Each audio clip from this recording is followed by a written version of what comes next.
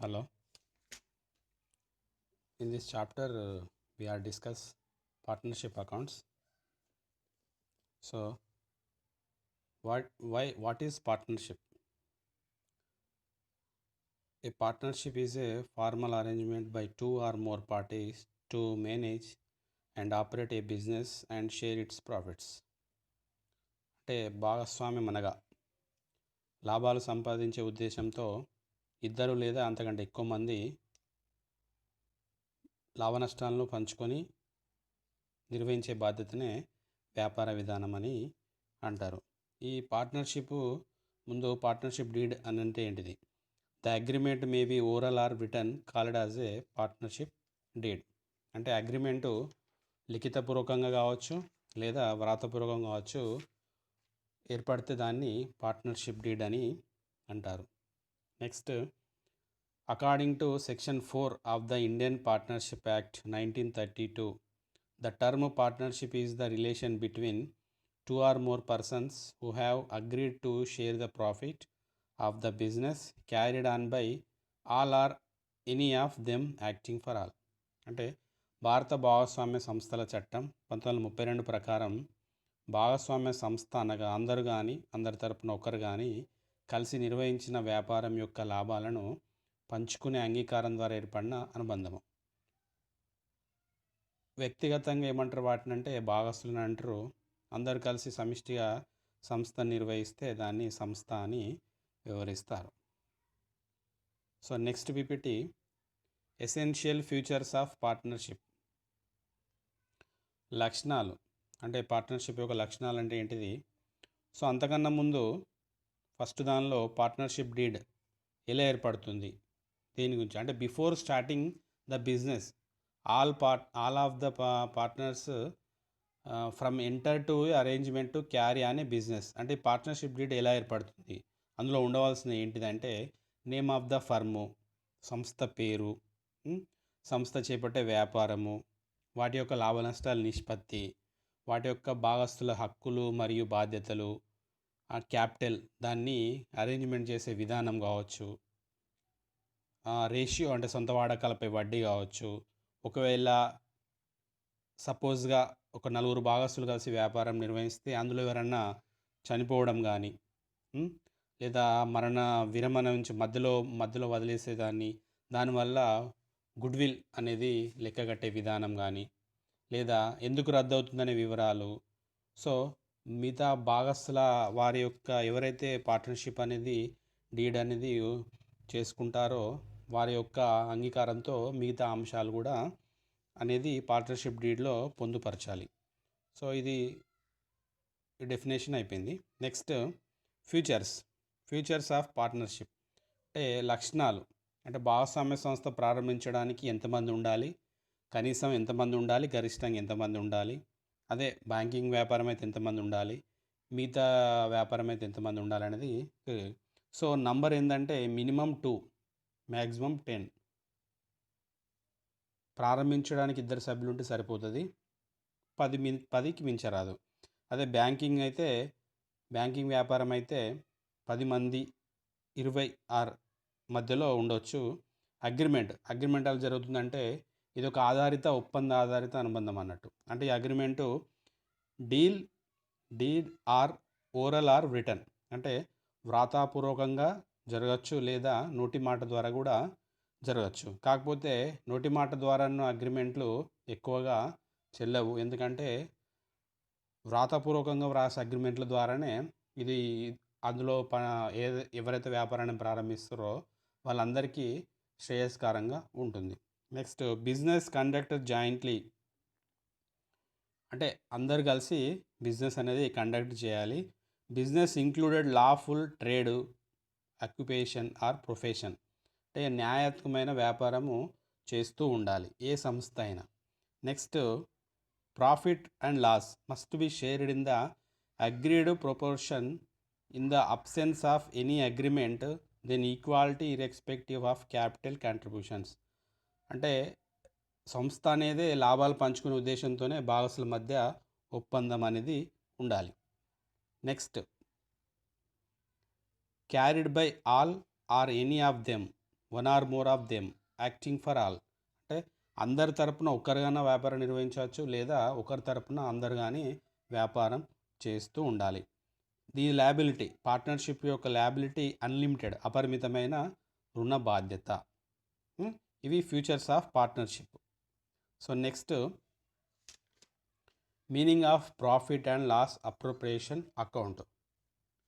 So ఇది ఏంది, లాభ నష్టాల వినియోగిత ఖాతా అని తెలుగులో అంటారు. అంటే ఇది లాభాలను పంపిణీ చేయడానికి. దీనికన్నా ముందు ఎలా అంటే, సో ఎందుకు అంటే ఈ ఖాతా లాభ నష్టాలను, ఈ నికర లాభాన్ని కానీ నికర నష్టాన్ని కానీ ఏ విధంగా పంపిణీ చేయడం జరిగిందో తెలిపే నిమిత్తం ఈ ఖాతాను తయారు చేయడం జరుగుతుంది. ఎందుకంటే ఒకవేళ సొంత వ్యాపారి లాభ నష్టాలను అతని మూలధన ఖాతాకు మళ్ళిస్తాడు. కావున వారి యొక్క లాభాల భాగస్తులు లాభ నష్టాలను నిష్పత్తిలో పంపించడం జరుగుతుంది. సో ఈ సందర్భంలో భాగస్వామ్య సంస్థ యొక్క నికర లాభాన్ని లాభ నష్టాల వినియోగిత ఖాతాకు మళ్ళించడం జరుగును. కాబట్టి ఈ ఖాతా ఏంటిదంటే నికర లాభాన్ని భాగస్తులకు ఏ విధంగా పంపిణీ చేయడం జరిగిందో తెలిపే నిమిత్తం ఈ ఖాతాను తయారు చేయడం జరుగుతుంది. Profit and loss appropriation account is an extension of profit and loss account that is prepared to distribute the net profit among the partners. All adjustments relating to partners like interest on capital, interest on drawings, commission to partners. ఇది ఎందుకంటే మూలధనంపై వడ్డీ కావచ్చు, సొంత వాడకాలపై వడ్డీ కావచ్చు, జీతం కావచ్చు, కమిషన్ కావచ్చు, అవి అంశాలను లెక్కలోకి తీసుకోకుండా లాభాన్ని లెక్క కట్టినప్పుడు వదిలివేసిన అంశాలను లెక్కలోకి తీసుకునే నిమిత్తం తయారు చేసే ఖాతాని లాభ నష్టాల వినియోగిత ఖాతా అని అంటారు. సో ఈ ఖాతా చూపే నిల్వ నికర లాభం లేదా నికర నష్టము అవుతుంది.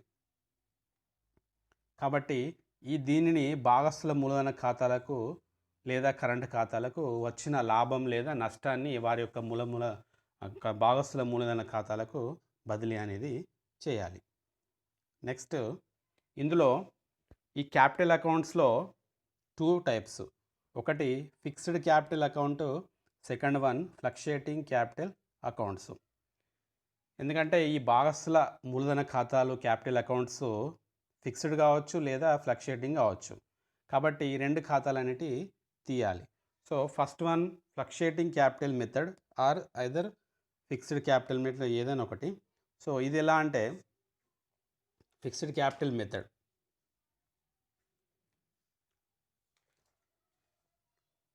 In this method, the balance of capital account will fluctuate from year to year. This account is prepared by taking the opening balance of capital and all other necessary adjustments.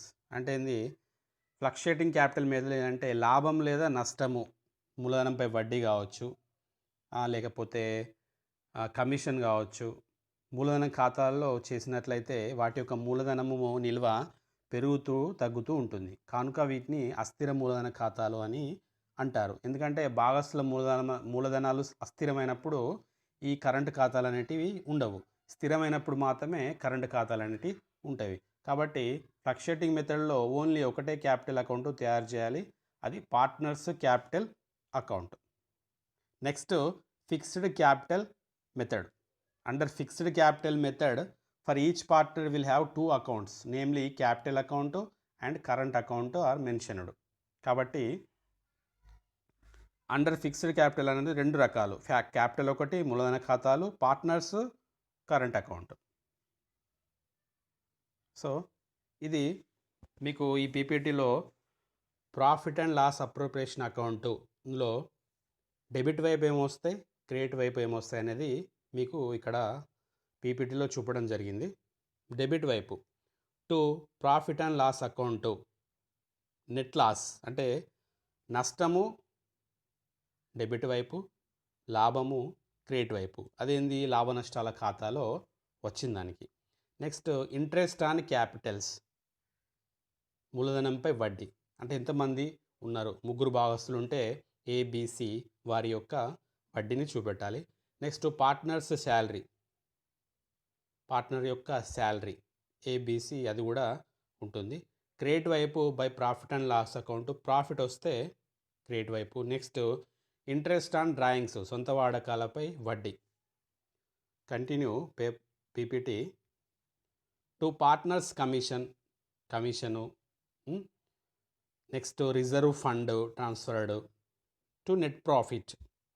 ఈ వచ్చిన ప్రాఫిట్ని currents transfer to partners capital current అకౌంట్లకు transfer చేయాలి. ABC. Next by net loss, నష్టం వచ్చినా కానీ capital అకౌంట్స్లో ఇటు లాభం వస్తే అటు క్రెడిట్ అవుతాయి, అటు నష్టం వస్తే ఇటు డెబిట్ అవుతాయి. కాబట్టి net loss transfer to partners capital current అకౌంట్స్లోకి ట్రాన్స్ఫర్ చేయాలి. Next PPT. Partners capital account fluctuating capital account. ఇందులో అంటే అస్థిర మూలధన పద్ధతిలో ఈ పార్ట్నర్స్ యొక్క మూలధన ఖాతాలలో డెబిట్ వైపు ఏమో వస్తాయి, క్రెడిట్ వైపు ఏమో వస్తాయి అనేది ఈ పీపీటీలో మీకు వివరించడం జరుగుతుంది. To bank account, to drawing account, to interest on drawing account, to profit and loss account, appropriation account. ఇంతకుముందు చెప్పినాం కదా, profit and loss appropriation account ఎందుకు చేస్తారంటే నికర లాభం కానీ నికర నష్టం కానీ వచ్చినప్పుడు ఆ లాభాన్ని భాగస్లోకి ఏ విధంగా పంపిణీ చేయడం జరిగితో తెలిసే నిమిత్తము profit and loss appropriation account తయారు చేయడం జరుగుతుంది. అందులో వచ్చిన ప్రాఫిట్ అండ్ లాస్ అకౌంట్ని ఇందులో డెబిట్ వైపు ఫ్లక్చుయేటింగ్ క్యాపిటల్ మెథడ్లో అస్థిర మూలధన పద్ధతిలో డెబిట్ వైపు వేసుకోవాలి. To balance.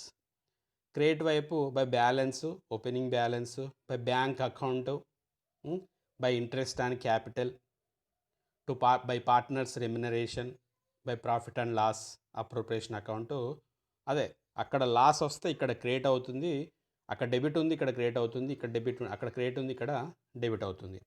ఇది అస్థిర మూలధన పద్ధతిలో ఫ్లక్చుయేటింగ్ క్యాపిటల్ మెథడ్లో పార్ట్నర్స్ క్యాపిటల్ అకౌంట్.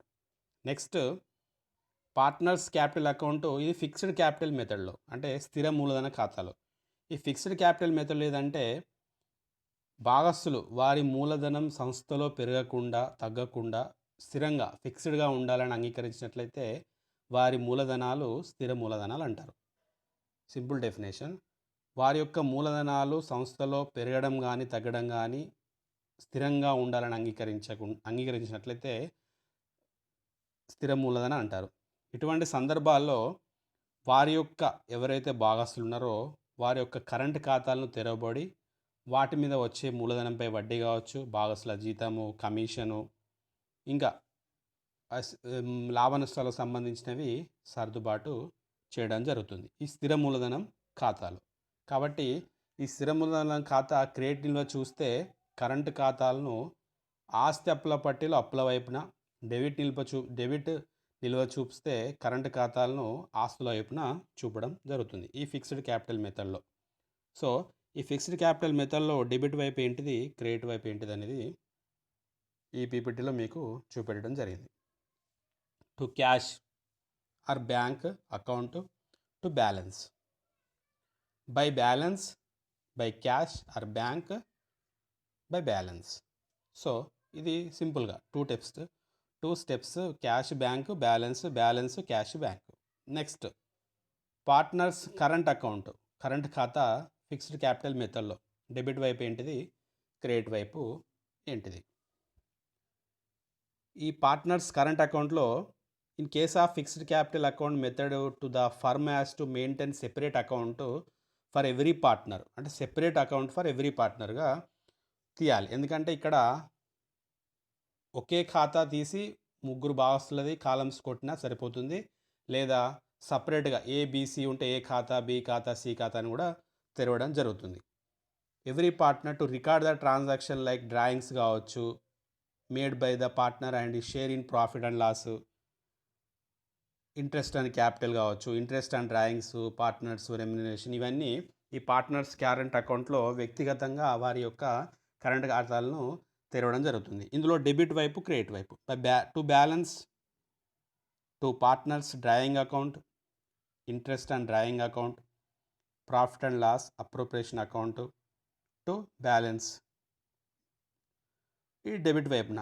క్రెడిట్ వైపున by balance, opening balance in case, partners remuneration account, interest and capital account, profit and loss appropriation account by balance. ఇది క్రెడిట్ వైపున. సో ఇది మీకు భాగస్వామ్యంలో మనము చేయవలసిన ఖాతాలు పార్ట్నర్షిప్లో. కాబట్టి భాగస్వామ్యం ఎందుకు ఏర్పడుతుంది, ఎంతమందితోటి భాగస్వామ్యం ఏర్పడుతుంది అనే వాటి గురించి, మరియు భాగస్వామ్యం యొక్క నిర్వచనం, నెక్స్ట్ వాటి యొక్క లక్షణాలు, నెక్స్ట్ ఈ భాగస్వామ్యంలో కొన్ని ఖాతాలను నికర లాభాన్ని కానీ నికర నష్టాన్ని కానీ భాగస్తులకు ఏ విధంగా పంపిణీ చేయాలో చేసే నిమిత్తం ఖాతా ఈ profit and loss appropriation account. Next ఇందులో మూలధనంపై వడ్డీ, సొంత వాడకాలపై వడ్డీ, జీతం మొదలవన్నీ ఇవి ఎక్కడైతే వదిలేస్తారో ఈ అంశాలన్నీ ఈ లెక్కలోకి తీసుకునే నిమిత్తము ఈ ప్రాఫిట్ అండ్ లాస్ అప్రోప్రియేషన్ అకౌంట్ని తయారు చేస్తాము. నెక్స్ట్ మూలధన ఖాతాలు, క్యాపిటల్ అకౌంట్స్ టైప్స్, 2 టైప్స్, స్థిర మూలధనం, అస్థిర మూలధనము. అస్థిర మూలధనం అయినప్పుడు కరెంట్ ఖాతాలు ఉండవు, స్థిర మూలధనం అయినప్పుడు కరెంట్ ఖాతాలు ఉంటున్నవి. సపరేట్గా తయారు చేసే ఖాతాలు స్థిర మూలధనం ఖాతాలు, క్యాపిటల్ అకౌంట్స్. ఈ అస్థిరంగా ఉంటాయి కాబట్టి దీనికి ఒకటే ఖాతాను మనము తయారు చేస్తాం, అది కూడా partners capital account. So profit and loss appropriation అకౌంట్లో డెబిట్ వైపు ఏమొస్తాయి, క్రెడిట్ వైపు ఏమొస్తాయి అనేది ఈ పీపీటీలో మీకు వివరించడం జరిగింది. నెక్స్ట్ కంటిన్యూ పీపీటీకి. Next partners capital account fluctuating అంటే అస్థిర మూలధన పద్ధతిలో డెబిట్ వైపు ఏమో క్రెడిట్ వైపు ఏమనేది కూడా ఈ పీపీటీ వివరించడం జరిగింది. Next partners capital account fixed capital method అంటే ఏంటిది, డెబిట్ వైపు ఏమొస్తాయి, క్రెడిట్ వైపు ఏమొస్తాయి. Next partners current account fixed capital మెథడ్లో డెబిట్ ఏమొస్తాయి, క్రెడిట్ ఏమొస్తాయి అనేది ఈరోజు క్లాస్లో చెప్పడం జరిగింది. ఓకే.